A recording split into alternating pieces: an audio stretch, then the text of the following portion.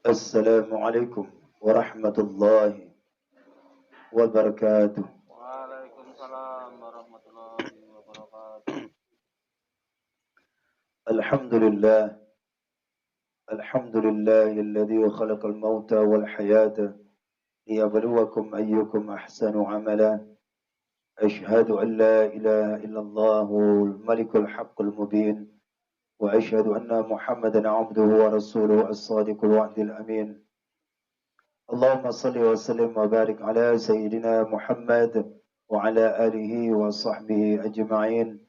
أما بعد، فقال الله تعالى في القرآن الكريم: يا أيها الذين آمنوا اتقوا الله حق تقاته ولا تموتن إلا وأنتم مسلمون. صدق الله العظيم. Bapak sekalian para tamu takziah yang dimuliakan oleh Allah Subhanahu wa taala, marilah kita sama-sama mengucapkan puji dan syukur kehadiran Allah Subhanahu wa taala, yang mana Allah senantiasa melimpahkan rahmat dan hidayahnya kepada kita semua. Semoga kita dijadikan oleh Allah Subhanahu wa taala menjadi hamba-hamba yang senantiasa bertakwa kepadanya.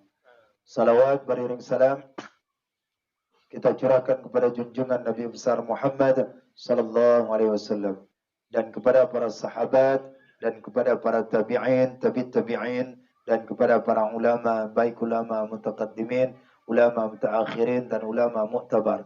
Senantiasa Allah mencucurkan kasih sayang kepada mereka itu semua sampai akhir zaman nantinya. Amin. Amin ya rabbal alamin. Yang saya hormati daripada sahibul musibah, yang pada malam ini kita sama-sama bertakziah dan membacakan surat Yasin, zikir serta doa kita, yang mana kita niatkan kepada ibunda kita, Ibu almarhumah ila ruhi Syahyani binti Muhammad Saleh. Mudah-mudahan dengan niat dan tulus apa yang Bapak bacakan pada malam ini sampailah pahala kepada beliau. Semoga Allah ampunkan segala dosa-dosanya. Semoga Allah maafkan atas segala kesalahannya. Semoga Allah cucurkan rahmat dan kasih sayang. Allah lapangkan kuburnya, ditempatkan pula di tempat yang paling baik, paling tinggi derajatnya di sisi Allah Subhanahu wa taala. Amin ya rabbal alamin. Yang saya hormati daripada Takmir Masjid Al-Hijrah, dan kemudian daripada pengurus Masjid At-Tayyibah, dan juga bapak-bapak para tamu takziah yang dimuliakan oleh Allah Subhanahu wa taala. Semoga Allah saja yang akan membalaskan daripada langkah kita, duduk kita di majlis ini, bacaan yang kita bacakan, dan sedekah kita. Semoga Allah lipat gandakan insya-Allah nanti di akhir. Amin ya rabbal alamin.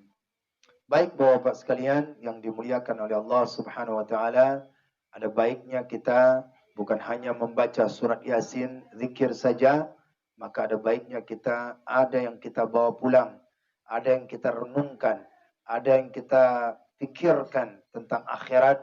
Insyaallah mudah-mudahan apa yang saya sampaikan ini, ceramah singkat ini, nasihat ini akan bermanfaat bagi kita semua, wabil khusus saya sendiri. Semoga semakin mendalam daripada iman kita kepada Allah Subhanahu wa taala, dan kita semakin meningkatkan ketakwaan kita dan dekat dengan Allah Subhanahu wa taala. Amin. Amin ya rabbal alamin. Malam ini saya akan sampaikan yaitu kajian tentang daripada nikmat kubur dan azab kubur. Mudah-mudahan masuk ke dalam hati. Bila tak masuk ke dalam hati, berarti sudah gugur imannya tu. Maka perlu dimatikan sebelum mati. Artinya kalau dia belum mati, matikan dulu. Bila dia sudah mati sebelum mati, maka di situ akan dia masuk maka daripada apa yang akan disampaikan oleh Rasulullah sallallahu alaihi wasallam. Maka oleh karena itu, Bapak sekalian, pada kali ini saya akan sampaikan tentang perkara hal ihwal tentang nikmat kubur dan adab kubur. Salah satu iktikad akidah Ahlus Sunnah wal Jamaah yang kita anut, yang kita pegang, mayoritas kita yaitu di Indonesia, yang bermadhabkan ia Asy'ariyah wal Maturidiyah, bahwasannya mempercayai akan adanya itu daripada nikmat kubur dan azab kubur. Kita wajib mempercayai, kecuali daripada di luar daripada Ahlussunnah wal Jamaah. Jangan malu Bapak bahwasannya akidah Bapak, tauhid Bapak Ahlussunnah wal Jamaah. Jangan malu. Karena di luar daripada itu seperti Mu'tazilah, Syiah, Wahabi, dan Qadariyah, Jabariyah. Itu bukan di luar daripada, itu bukan daripada Ahlussunnah wal Jamaah, tetapi di luarnya. Karena bahwasannya Ahlussunnah wal Jamaah mempercayai adanya nikmat kubur, mempercayai adanya azab kubur. Adapun Mu'tazilah tidak mempercayai mereka itu adanya azab kubur, nikmat kubur. Tidak mempercayai. Dia Islam, akan tetapi tidak percaya. Dia hanya memakai logika. Dia mendahului akal daripada dalil. Inilah daripada Mu'tazilah. Pendirinya yaitu Wasil bin Wata'. Wasil bin Wata' punya anak Ibnu Jabai, Abu Jabail. Itu pendiri daripada Mu'tazilah. Maka oleh karena itu, Bapak sekalian yang dimuliakan oleh Allah Subhanahu wa taala, bila kita mantapkan akidah kita itu Ahlussunnah wal Jamaah, bahwasannya mayit yang apabila diletakkan di dalam kubur, maka dia akan mendapatkan nikmat. Siapapun orangnya, dia akan mendapatkan nikmat, dan dia pula akan mendapatkan daripada azab kubur. Dia akan mendapatkan daripada azab kubur tadi itu. Jadi oleh karena itu, yang di dalam beribut. Jadi oleh karena itu, Bapak sekalian yang dimuliakan oleh Allah Subhanahu wa taala, bila mayit itu diantarkan daripada ia ke dalam kuburnya, disitulah diantarkan, maka dimasukkan ia ke dalam liang lahat yang ada itu, maka diantarkan daripada orang yang di atas di permukaan kubur, maka disambut oleh orang yang di dalam kubur, liang lahat itu tadi. Afdalnya 3, ganjil. Maka diantarkan dia, maka dibacakan doa Bismillahi wa ala millati Rasulillahi sallallahu alaihi wasallam. Maka dibaca.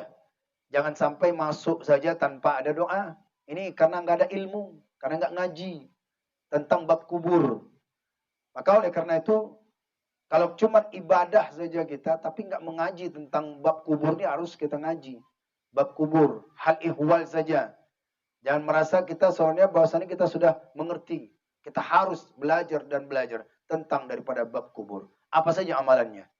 Salah satunya itu adalah ketika mengantarkan dia, diserahkan kepada yang di liang lahat itu 3 orang, afdalnya lagi keluarga, sanak saudara, orang yang kaitan hubungannya, maka dibacakan Bismillahi wa ala millati Rasulillah. Mau tidak mau, bapak pasti ke dalam kubur untuk mengangkat jenazah. Orang tuakah, istrikah, anakkah, siapapun. Tak usah orang lain, nggak usah anggap orang lain. Dengan keluarga saja, pasti kita akan mengangkatnya. Maka itu kita butuh ilmu. Maka oleh karena itu, ketika diangkat, masukkan ke liang lahat, maka diletakkan dia, dimerengkan menghadap ke kiblat wajahnya. Menghadapkan ke kiblat. Sebelum dia meletakkan ke liang lahat, maka dalam hadis riwayat Imam Tirmidzi dibacakan doa. Apa yang dibacakannya doa? Allahumma a'idhu minasyaitan. Ya Allah, jauhkanlah ia daripada syaitan. Karena saat itu kenapa? Didoakan. Karena syaitan itu akan menggoda iman, akan menggoda daripada mayit itu lagi. Mengatakan, aku loh Tuhanmu. Gitu dia. Sampai situnya. Jadi sehingga mayit itu berpaling, ternyata engkaulah Tuhanku. Jadi oleh karena itu kita membacakan doa, Allahumma a'idhu minasyaitan. Ya Allah, jauhkanlah ia daripada syaitan. Kemudian kita letakkan, ya kita azankan, sunat kita azankan, anak bayi tidak diazankan, tidak sunat, karena tak ada dosa. Yang dosa itu orang dewasa, yang sudah balik. Disunatkan, diazankan. Kalau tak azan, ya tak apa-apa. Berzikir pun boleh. Kalau dia diazankan, silahkan. Kalau tak azan, tak apa-apa. Mau diazankan sunat. Intinya zikir. Intinya dia adalah berzikir. Dilepaskan uraian tali-talinya, ya, diuraikan tali-talinya, semuanya diuraikan, diletaskan. Itu sunat. Sunat dia, menurut Ibnu Hajar Al-Haytami. Maka ditutup dengan dipapan, tutup dengan papan, dimiringkan, dirapat. Setelah itu masuklah ke tanahnya, digemburkan, dan kemudian yaitu dibaca doa. Dibacalah doa oleh daripada kiai, ustaz, orang alim. Yang afdalnya adalah orang yang fasih lidahnya membacakan Quran, yang fasih lidahnya membacakan ayat-ayat, hadis-hadis Rasulullah. Karena di situ dia senang akan ditanya. Dia senang tanya, maka kita yaitu membantunya. Makanya dikatakan pertanyaan malaikat munkar nakir adalah yaitu ma rabbuka. Maka jangan sampai ketika ditanya ma rabbuka, syaitan itu datang bilang aku ini Tuhanmu. Itu makanya kita bacakan doa. Orang tua kita, siapapun orangnya, kita bacakan doa. Amalan ini penting. Hadis riwayat Imam Tirmidzi. Kemudian saat itu pergilah orang-orang yang kita, ya, orang-orang yang berziarah. Karena yang mengantarkan mayit itu ada 3. Yang pertama adalah daripada keluarga, kendaraan, dan harta. Itu dia. Yang lain amal, kemudian yaitu amal, kendaraan, dan harta. Harta daripada kendaraan pulang. Yang tinggal adalah amal dan kain kafan. Itu yang tinggal. Pulang, kita sudah baca doa, kita sudah baca talqin, kemudian kita pulang. Maka saat pulang itu adalah datanglah daripada malaikat yang bercahaya wajahnya. Yang seperti bulan purnama. Itu malaikat itu datang. Datangnya sebelum malaikat Munkar dan Nakir. Siapa namanya kemarin? Masih ingat? Hah? Masih ingat siapa? Pandi siapa Pandi? Aduh, lupa lagi. Nanti ditanya malaikat tuh nanti. Masa lupa aja. Apa? Mereka?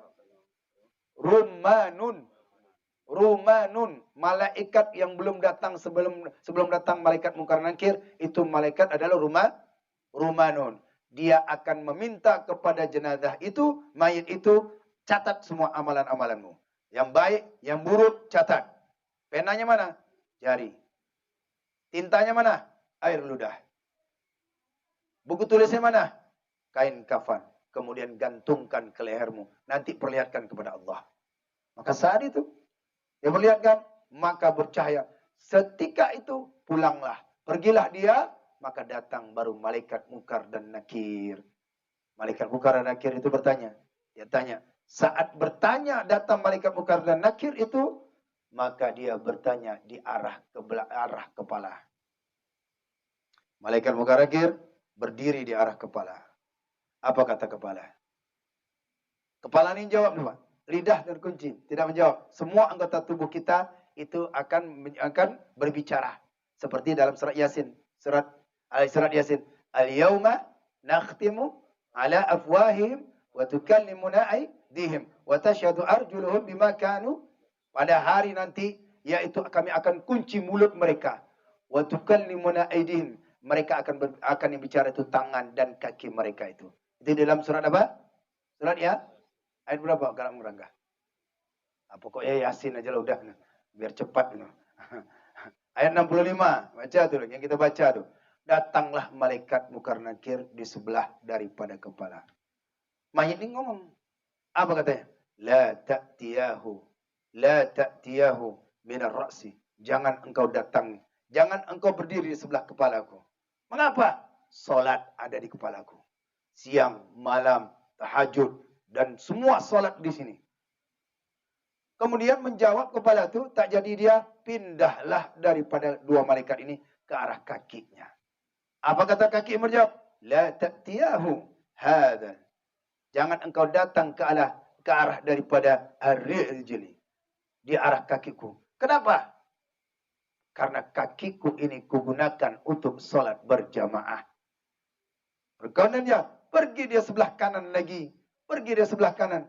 Jangan engkau berdiri sebelah kananku. Kenapa? Karena sebelah kananku, tangan kananku ini adalah kugunakan dengan sedekah. Berdiri sebelah kiri dia. Jangan engkau berdiri sebelah kiriku. Kata mayat ini kepada malaikat Munkar dan Nakir. karena sebelah kiriku ini senantiasa aku gunakan daripada puasa, wajib, sunat. Ini kugunakan. Lantar malaikat Munkar dan Nakir mengadu ke Allah. Ya Allah, Fulan bin Fulan, sini tak bisa, ini tak bisa. Seluruh tubuhnya amalan itu. Bagaimana ya Allah? Kamu katakan kepada dia. Kemudian kamu saksikan, bersaksi kamu. Asyhadu an la ilaha illallah wa asyhadu anna Muhammad Rasulullah. Maka oleh karena itu, bersaksi dia, maka kamu adalah, yaitu bangkitlah kamu dalam keadaan, yaitu keadaan orang yang beriman, mengucapkan dua kalimat syahadat, karena seluruh anggota tubuhmu semua amalan-amalan. Baik, ini disebutkan dalam kitab Daqaiqul Akhbar tentang kejadian hal ihwal, pertanyaan-pertanyaan, wasu'alu munkar wa nakir. Ini dia. Maka ketika malaikat Munkar dan Nakir bertanya, ma rabbuka, ma nabiyuka, wa ma kiblatuka, ditanya, maka tergantung daripada amalan-amalan kita, disitulah yang akan menjawab daripada pertanyaan malaikat Munkar dan Nakir. Dan dan orang yang di dalam kubur ini, maka yang pertama kali nanti ditanya itu adalah salat. Awwalu ma yuhasibu, pertama kali yang akan dihisab itu adalah as-salatu, salat. Dari mana buktinya bahwasannya demikian itu salat? Terjadi di dalam kitab disebutkan Irsyadul Ibad, karangan Syekh Zainuddin Al-Maribari, bab tentang salat. Situ ada cerita disebutkan bahwasannya ada seorang laki-laki, dia membawa daripada adiknya perempuan. Saat itu dia bawa jenazahnya. Saat jenazah dibawa, kemudian digali kubur, kemudian abangnya ikut juga membawakan jenazahnya, mengangkat jenazahnya. Setelah selesai digali kubur, kemudian ditanamlah jenazah itu, maka yaitu mereka berhamburanlah untuk pulang kemudian.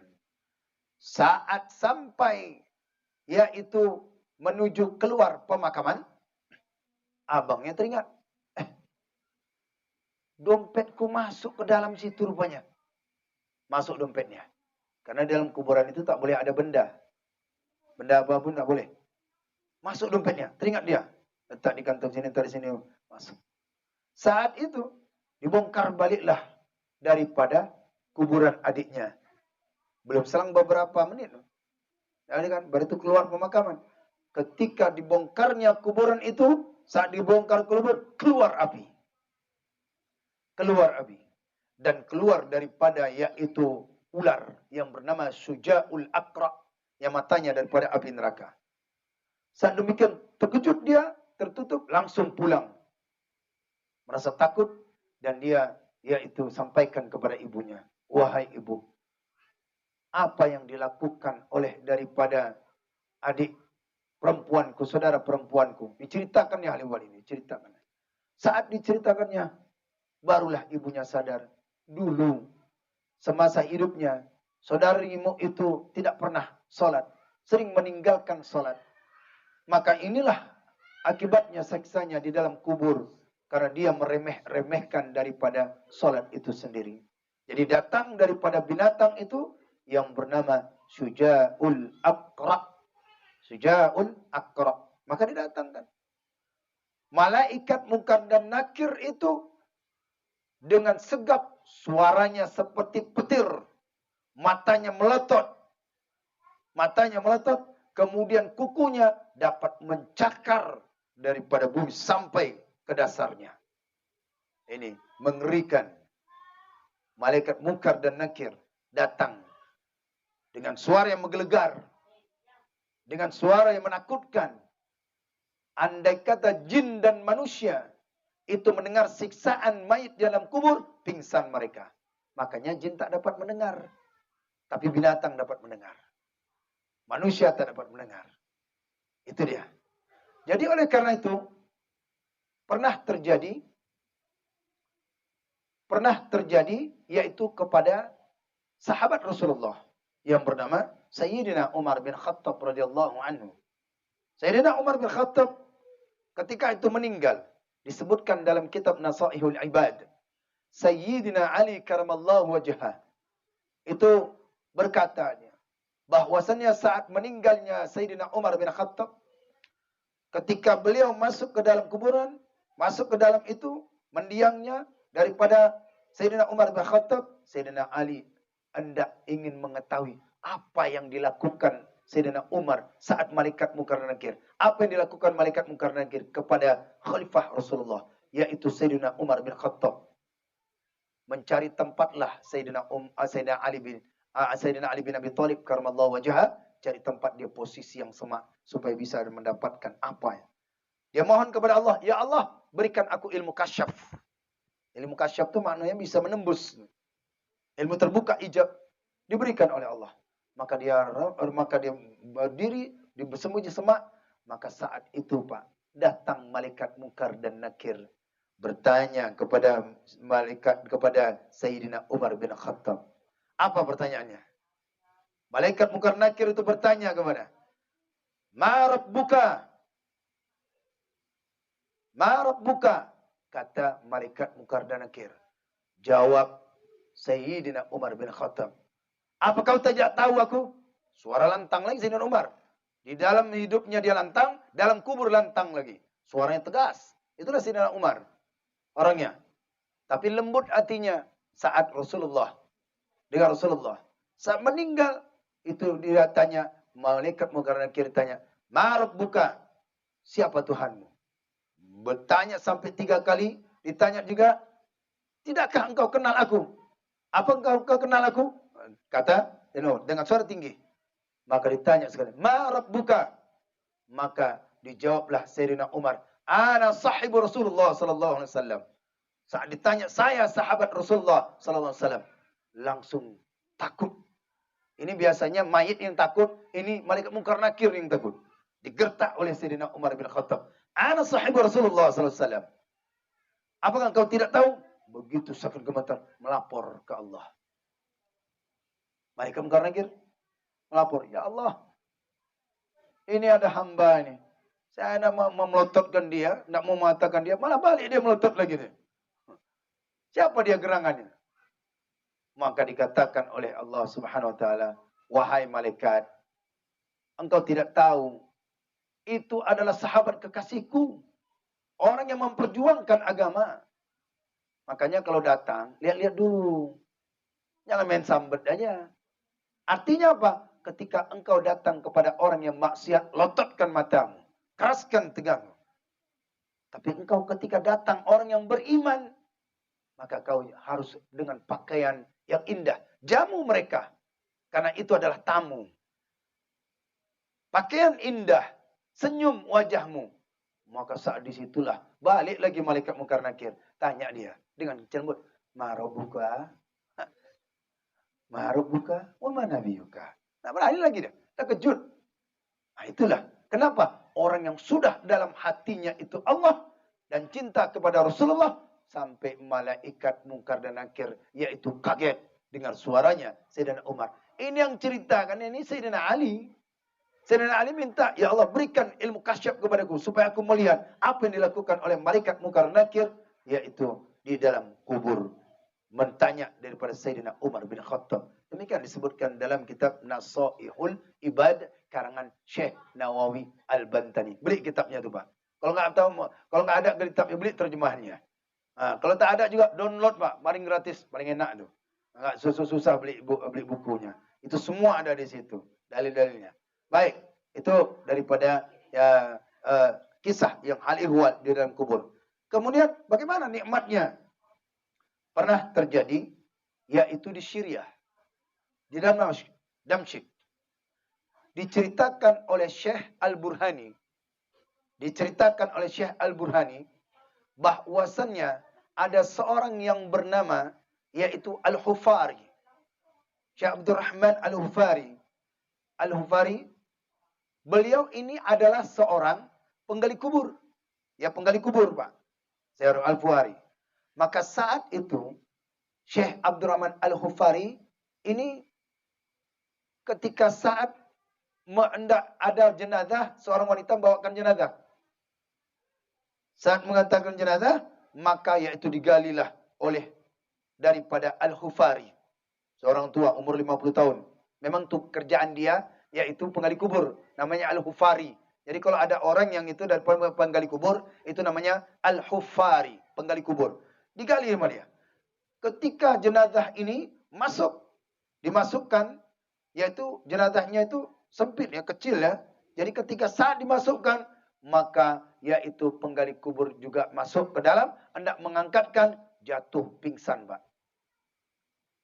Di kuburan itu banyak para ulama, orang-orang soleh, aulia, itu di Damsyik, Syria. Maka saat itu Al-Hufari ini masuk dia ke dalam kubur dengan mengangkat jenazah, dia kaget, terkejut dan langsung pingsan. Mengapa? Saat ditanya itu, ketika dia lihat kuburan ini anak kok jadi istana, kok nikmatnya ada, kok indah sekali gitu. Kaget langsung pingsan.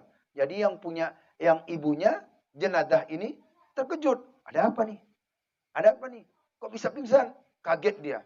Mau beranikan tanya, udahlah nanti saja, tak usah ditanya. Yang penting dia sudah lanjutinlah daripada yaitu penguburan.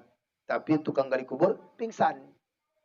Selang kemudian beberapa bulan, 3 bulan, ibu ini bawa anaknya lagi meninggal.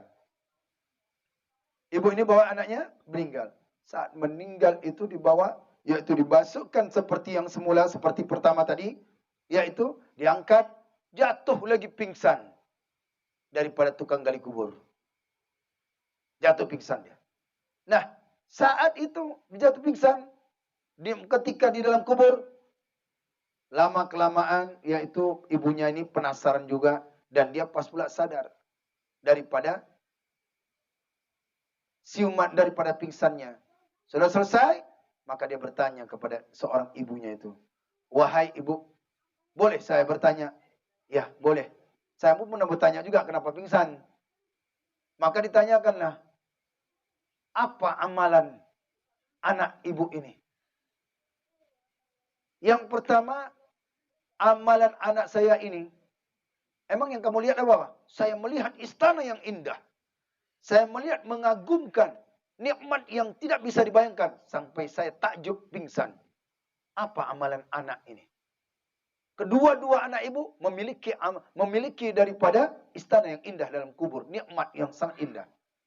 Yang pertama, anakku yang pertama, dia itu diberikan nikmat seperti itu karena dia dalam keadaan menuntut ilmu. Karena orang yang dalam menuntut ilmu, maka dalam kuburnya akan memberikan nikmat yang sangat indah.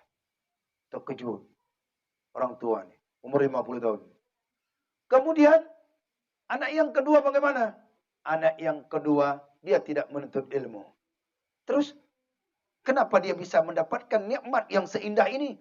Ketika dia mencari nafkah, dia sisihkan nafkahnya untuk belanja orang yang menuntut ilmu. Jadi dia kedapat percikan. Walaupun dia tidak menuntut ilmu, tetapi dia berikan, sedekahkan kepada saudaranya yang sedang mendalami ilmu agama. Saat itu, mendengar dengan demikian itu, maka yaitu Al-Hufari ini bergegaslah dia ke Masjid Jami'. Diceritakan oleh Syekh Burhani, yaitu daripada tempat Syekh Burhani. Maka dia bergegas, kemudian dia tinggalkan pekerjaannya itu, dia langsung menjumpai daripada Syekh Al-Burhani. Dia jumpa kenapa? Tuan, saya hendak mau belajar. Entah apa kamu belajar? Umurmu 50 tahun, udah tua loh. Tidak. Mulai situlah dia belajar. Mulai dia belajar diceritakannya, dan dia mulai belajar. Belajar ilmu nahu pertama, Ajurmiyah. Kemudian belajar disiplin agama, terus dia belajar. Selama 40 tahun dia belajar, kemudian menjadilah ulama besar. Sampai anak dan keturunan pun menjadi ulama besar. Jadi oleh karena itu, diberikan nikmat oleh Allah Subhanahu wa taala akibatnya karena daripada menuntut ilmu. Tidak memandang umur menuntut ilmu. Oh, saya kan sudah berkeluarga. Tak bisa. Ini nikmat. Oh, saya kan udah tua. Yang mana tua daripada dia? 50 tahun baru belajar. Baca Quran, baru belajar. Oh, saya umur 80 tahun. Ada orang yang 80 tahun baru mengenal dia belajar hadis, baru mengenal dia belajar fikih. Kalau dapat tuntut ilmu sampai ke liang lahat. Benar-benar kita menuntut. Karena itulah jalan mudah untuk ke surga. Man salaka tariqan yaltamisu fihi ilman, sahalallahu tariqan ilal jannah. Barang siapa berupaya dia mencari satu ilmu saja, niscaya Allah akan mudahkan jalannya untuk menuju ke surga. Mudah-mudahan kita diberikan nikmat oleh Allah Subhanahu wa taala, nikmat kubur kita, nikmat yang sangat indah. Kita dihindarkan daripada fitnah-fitnah kubur, kita dihindarkan daripada yaitu siksaan-siksaan kubur. Kita yakinkan bahwasannya ada nikmat di dalam kubur. Mudah-mudahan ada manfaatnya. Mudah-mudahan kita terus menuntut ilmu. Jangan pernah mengeluh. Jangan pernah bahwasannya tidak peduli. Jangan pernah merasa ini tanggung jawabnya ustaz, bukan kita. Karena suatu saat kita pasti akan memandikan mayit saudara, istri, anak, tetangga, siapapun orangnya. Tidak mesti orang lain. Belajarlah tentang yang itu ibadah-ibadah lainnya. Wallahu a'lam bishawab. Mohon maaf atas segala kekurangan. Mudah-mudahan ada manfaatnya. Assalamualaikum warahmatullahi wabarakatuh. Waalaikumsalam warahmatullahi